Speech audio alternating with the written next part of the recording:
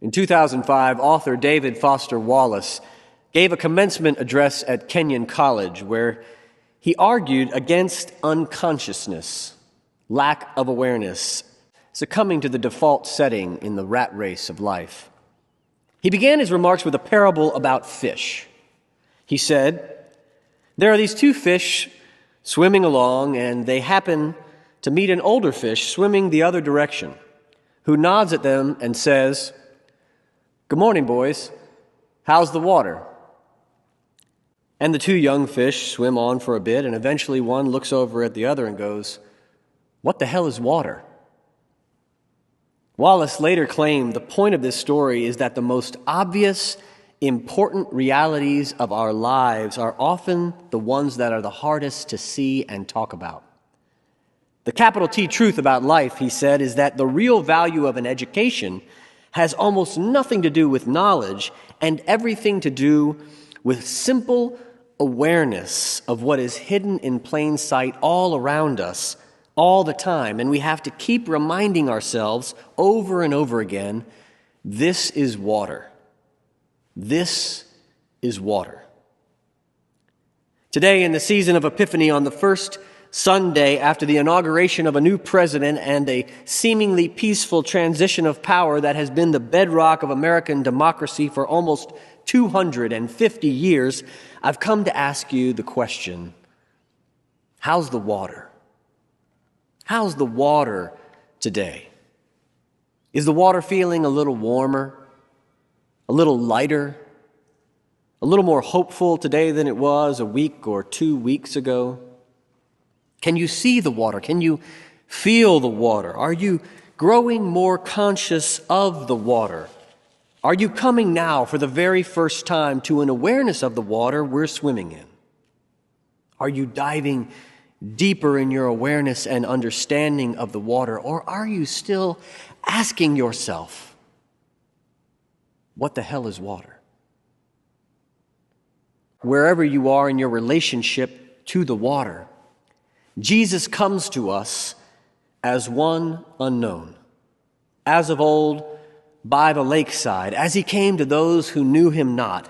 And he speaks to us the same words, "Follow me," and sets us to the task that we must fulfill for our time. And to those who obey him, whether they be wise or simple, he will reveal himself in the toils, conflicts, and sufferings they shall pass through in his fellowship. And as an ineffable mystery, we shall learn in our own experience who he is and who we truly are as well. He walks across our shoreline, where land meets unknown sea, and there we hear his voice of power calling us, "Come, follow me." The Galilean strategy of Jesus begins with a call. And yet the call is not really the beginning of the good news, but the startup, the launch, the activation of a movement intentionally grounded in a particular place and time in history with a particular group of people. Why did Jesus go to Galilee to start a movement? Why not Jerusalem? Why not Rome?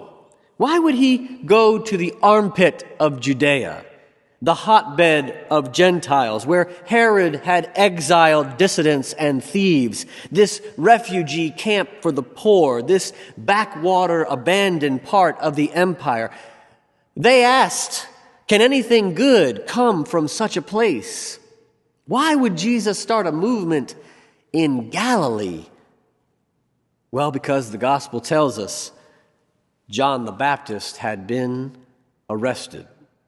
He'd been arrested by Herod. Jesus went to Galilee after the wild, camel hair wearing, leather belt strapping, locust and honey eating prophet was arrested for preaching truth to power and by proclaiming King Herod was living unjustly and breaking the law. So Herod ordered John to be arrested, and with their leader gone, John's disciples had scattered, into the wind, including Jesus. Yes, even Jesus had been scattered. He must have faced an existential crisis at that moment. What do we do now that John is gone? Where do we go? What's next for us? He couldn't stay in Jerusalem and keep preaching directly at King Herod and all his lawlessness and injustice. He'd just get arrested like John did. John's movement was over. The time had come for Jesus to take up the mantle of his mentor and predecessor and to continue proclaiming John's message that the kingdom of God had come and arrived. John had come from a priestly lineage of the Levites and, like his father Zechariah the priest, and that lent some authority and legitimacy to John's preaching and baptizing ministry. But Jesus had no such authority, no pedigree on which to rely, no lineage on which to stand. Who would listen to him? Who would be his disciples? Who would follow him?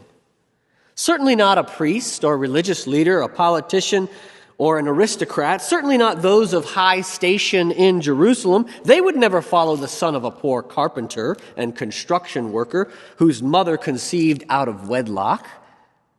But you know who might? Some laborers, some workers, some fishermen, especially those who were laboring in the God-forsaken Sea of Galilee. Growing up, my children's Bible and Sunday school literature offered picturesque scenes of fishermen on the Sea of Galilee in rowboats peacefully casting their nets upon the tranquil water. I imagine them taking some fish home to feed their families, and then the rest to take into the market to make an honest day's wage. A romantic and pastoral image, to be sure, but also terribly naive. In those days, the Romans had a condiment that was more prevalent than ketchup is today, called garum.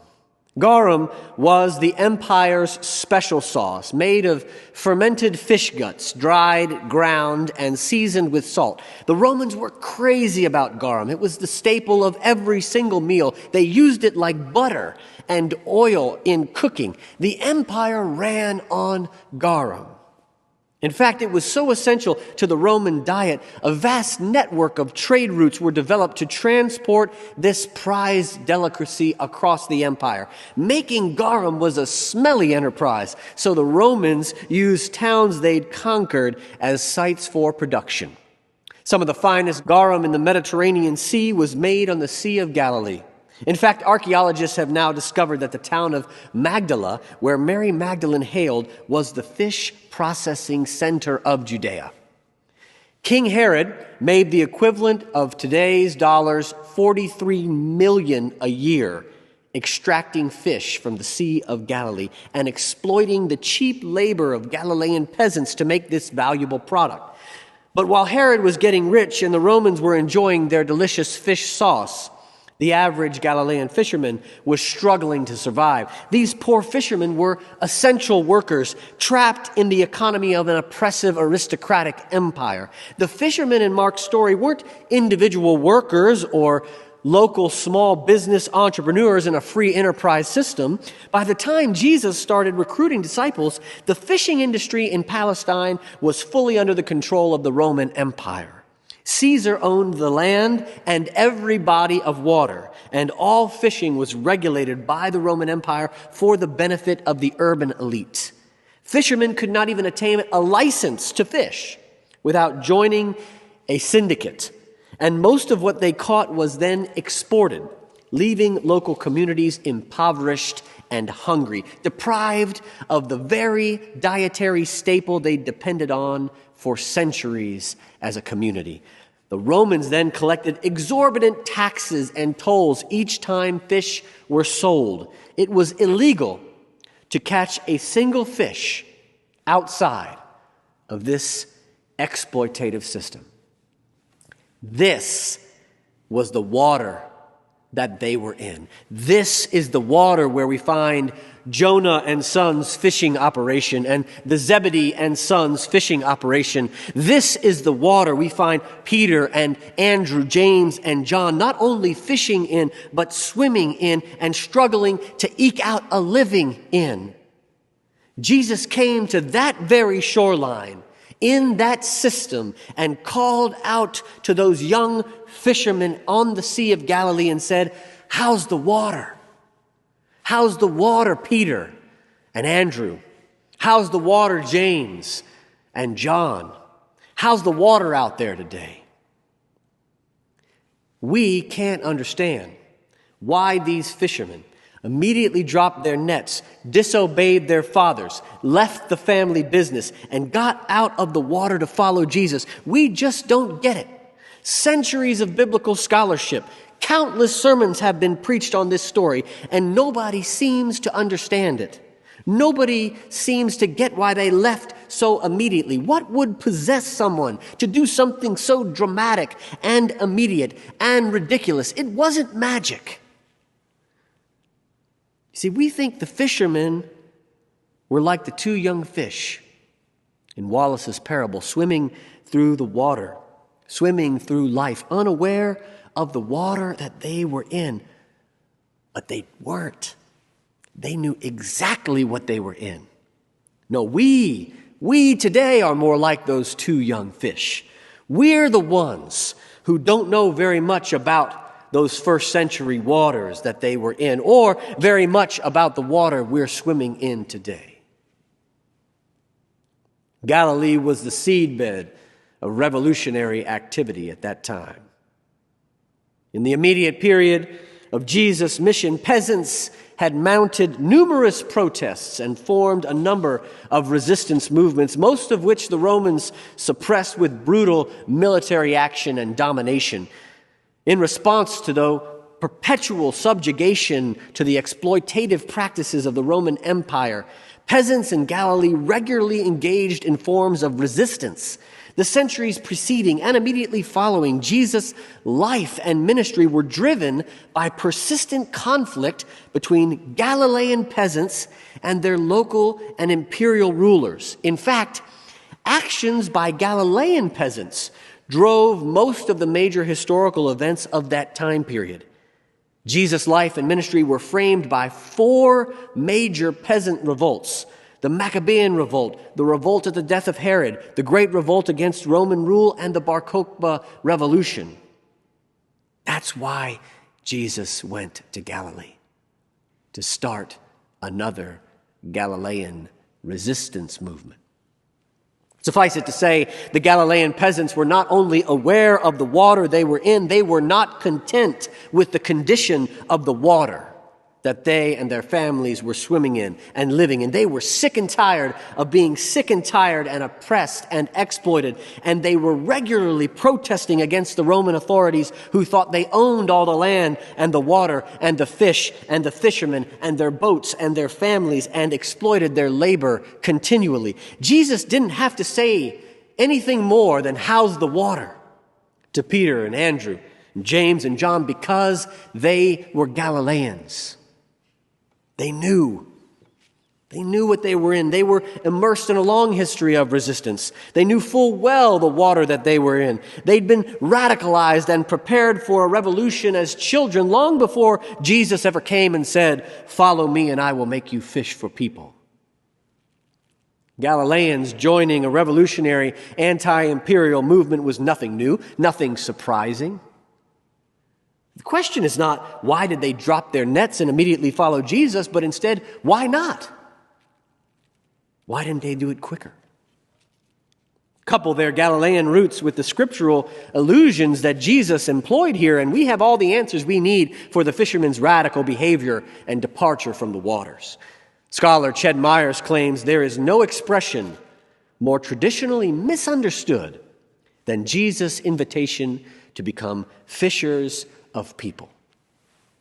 My, how this has been misinterpreted over the years. This metaphor, despite the grand tradition of missionary enterprise and interpretation, does not refer to Jesus conferring upon these day laborers instant status to be evangelists. Rather, it is a prophetic image, carefully chosen from Jeremiah 16, where it is a symbol of God's liberation. Hooking fish was a euphemism for rescuing the rich in Amos 4 and delivering people captured by the waters of empire in Ezekiel 29, where God says, "Behold, I am against you, Pharaoh, king of Egypt. Behold the great dragon that lie in the midst of your streams, and how you say the Nile is my own, and I made it for myself. I will put hooks in your jaws and make the fish of your streams stick to your scales, and I will draw you up out of the midst of the waters with all the fish."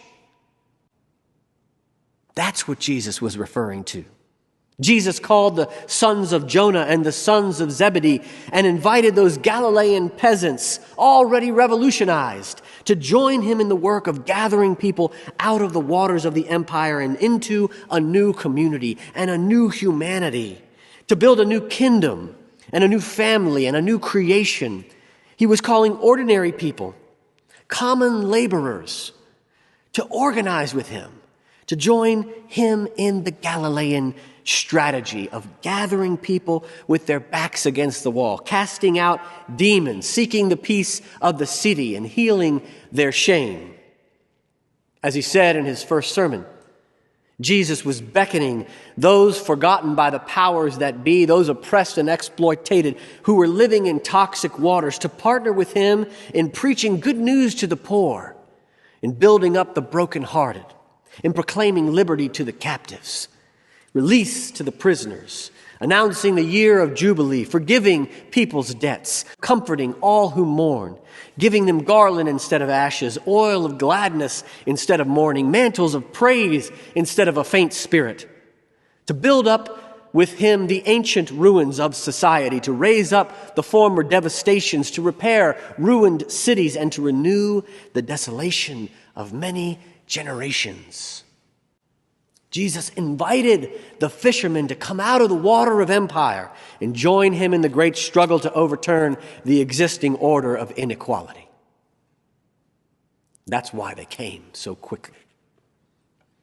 Across the intervening centuries, this invitation would be reiterated time and time again, and it would be often rejected. But the adventure of discipleship, of following Jesus, rings out in every age. And the work we are summoned to do is always the same: to seek out and gather people together into a beloved community. When we are called to follow Jesus, we are first called to gather people out of the water of empire, to be liberated into the waters of grace and love, into a fellowship where a person's value is not determined by their lineage or race or class or economic status or ethnicity or sexuality or gender or political affiliation or religious belief, but simply by being a beloved human being. Every time we welcome someone into our lives or create space in our community, or walk alongside another person on the road of life, we are living out the call of Jesus to be fishers of people. But we cannot engage in the sacred work of gathering others into beloved community until we are aware of the water in which we swim, until we begin our own journey out of the water ourselves. This means the first task of following Jesus is not actually dropping our nets or leaving our boats in a leap of faith or swimming to shore or even getting out of the water. The first task of following Jesus is to become aware of the water, to learn the water, to understand the nature of the water we are in. Jesus said, "It's not the healthy who are in need of a doctor, but the sick. I did not come to call the righteous, but the sinner." This Wednesday, as a nation, we were enraptured and inspired by a young woman in her 20s who demonstrated with incredible insight and brilliance how powerful a single person can be. when they are able to see, know, feel, and understand with tremendous clarity the reality of the water that we are in. In The Hill We Climb, Poet Laureate Amanda Gorman proclaimed, "Being American is more than the pride we inherit. It is the past we step into and how we repair it." We've seen a force that would shatter our nation rather than share it, would destroy our country even if it meant delaying democracy. And this effort very nearly succeeded. But while democracy can be periodically delayed, it can never be permanently defeated. We did not feel prepared to be the heirs of such a terrifying hour, but within it we found the power to author a new chapter, to offer hope and laughter to ourselves.